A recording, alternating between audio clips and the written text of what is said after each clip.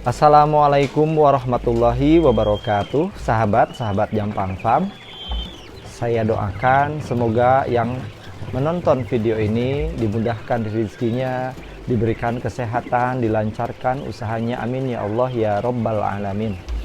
Sahabat-sahabat, pada video kali ini saya mau mengajak sahabat-sahabat untuk sama-sama mengambil hikmah pembelajaran dari salah satu sahabat Rasulullah, yaitu Utsman bin Affan. Menjadi pengusaha yang sukses, kaya raya, dan mati masuk surga, tentunya ini adalah dambaan setiap pengusaha. Kalau kita ingin sukses dalam berbisnis, tentunya kita harus meniru contoh yang benar-benar telah teruji, contoh yang benar-benar telah terbukti kesuksesannya, baik di dunia maupun di akhirat. Alhamdulillah sahabat-sahabat, saya telah merasakan efektivitas strategi wirausaha dari sahabat Rasulullah SAW, yaitu Utsman bin Affan. Sudah 10 tahun saya menjalankan usaha ternak budidaya puyuh ini. Pada saat saya mengadaptasi strategi beliau, alhamdulillah, dari modal yang sangat minim saya bisa mengembangkannya tanpa harus berhutang. Alhamdulillah, meskipun usaha yang saya jalankan ini hanya sebatas sampingan karena saya punya pekerjaan utama sebagai pengajar. Saya hanya mengalokasikan waktu 2-3 jam per hari untuk mengurus usaha saya. Apalagi kalau kita totalitas, tentunya insya Allah atas izin Allah hasilnya lebih besar lagi. Oleh karena itu, jika sahabat-sahabat yang memiliki waktu yang luang sehingga bisa totalitas dalam menjalankan bisnis ataupun usahanya, maka apabila kita mengadaptasi strategi sahabat Nabi Utsman bin Affan ini, insya Allah akan dahsyat sahabat-sahabat. Bagaimana cara kaya ala sahabat Nabi Utsman bin Affan ini? Pada saat kita memiliki ataupun menjalankan usaha, maka yang pertama kita harus memiliki fondasi. Fondasi ini harus kokoh, karena ibaratnya bangunan, kalau fondasinya ini tidak baik, setinggi apapun bangunan maka akan roboh. Apa yang menjadi fondasinya? Yang menjadi fondasi dalam menjalankan usaha adalah kita harus mengenal halal dan haram, sahabat-sahabat. Pastikan usaha yang kita jalankan itu halal, jenis usahanya halal, produknya halal, modalnya halal, dan caranya halal. Jadi jangan sampai kita menipu, curang, goror, tersangkut riba, dan lain sebagainya. Nah, fondasi itu yang harus kita miliki. Yang kedua adalah menerapkan strategi yang dilakukan oleh sahabat Nabi Utsman bin Affan. Apa yang menjadi strategi dalam berbisnis sehingga beliau itu sukses kaya raya? Yang pertama adalah beliau itu terjun sendiri. Maka apapun usahanya, upayakan kita harus terjun langsung, sahabat-sahabat. Nah, inilah yang kendala yang saya miliki pada saat saya terjun langsung pada usaha budidaya puyuh ini. Karena saya punya pekerjaan utama, maka sifatnya adalah usaha sampingan. Maka saya pun harus menyadari bahwa hasilnya pun ya hanya sebatas sampingan.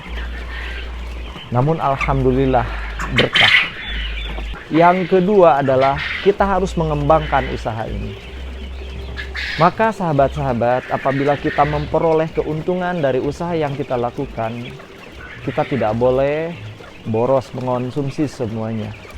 Ya, sahabat-sahabat, seperti pada video sebelumnya sudah saya sampaikan, usaha budidaya puyuh ini saya awali 100 ekor, sahabat-sahabat, dengan budget pada saat itu sekitar 2.400.000. Saya bikin sendiri kandangnya. Nah, dari modal 2.400.000 itu alhamdulillah sampai saat ini sudah berkembang, asetnya besar. Alhamdulillah, tanpa harus berhutang. Maka strateginya yang saya lakukan adalah meniru dari sahabat Nabi Utsman bin Affan, yaitu mengembangkan. Dari mana? Dari keuntungan yang diperoleh. Populasi puyuh yang saya bangun ini adalah hasil dari keuntungan-keuntungan. Yang ketiga, strateginya adalah jangan menyepelekan keuntungan. Berapapun pendapatan ataupun penghasilan yang kita peroleh, maka kita syukuri. Insya Allah akan tambah. Seperti halnya telur puyuh ini, sahabat-sahabat. Saya tidak banyak, sahabat-sahabat. Dari satu butir ini saya hanya mengambil untung 100 rupiah pada saat saya memproduksi dalam kapasitas cukup besar. Maka keuntungan yang saya dapatkan 100. Bisa dibayangkan, sahabat, ya. Dari 5 butir telur puyuh ini saya hanya mendapat 500 rupiah. Mungkin sahabat-sahabat kalau menemukan uang 500 rupiah di lantai, mungkin sahabat tanpa sengaja pernah menyapunya. Tetapi bagi saya uang 500 rupiah itu sangat besar. Saya syukuri. Ternyata dari yang kecil ini bisa menjadi hal yang besar. Yang keempat adalah jangan membeli produk yang tua. Jadi barang dagangan yang akan kita jual ataupun bahan baku yang kita beli diupayakan jangan yang tua. Artinya yang tua adalah yang cepat expire. Misalnya pada saat saya membeli pakan, saya pastikan saya datangi, saya cari toko yang benar-benar menjual pakan puyuh itu yang fresh. Karena berpengaruh, sahabat-sahabat. Kalau pakannya ini tidak fresh, itu akan berpengaruh pada produktivitas puyuh. Jadi telurnya banyak rabang yang tipis sehingga tidak layak jual. Yang terakhir, yang kelima, yaitu membagi modal. Kalau istilah zaman sekarang adalah melakukan diversifikasi usaha.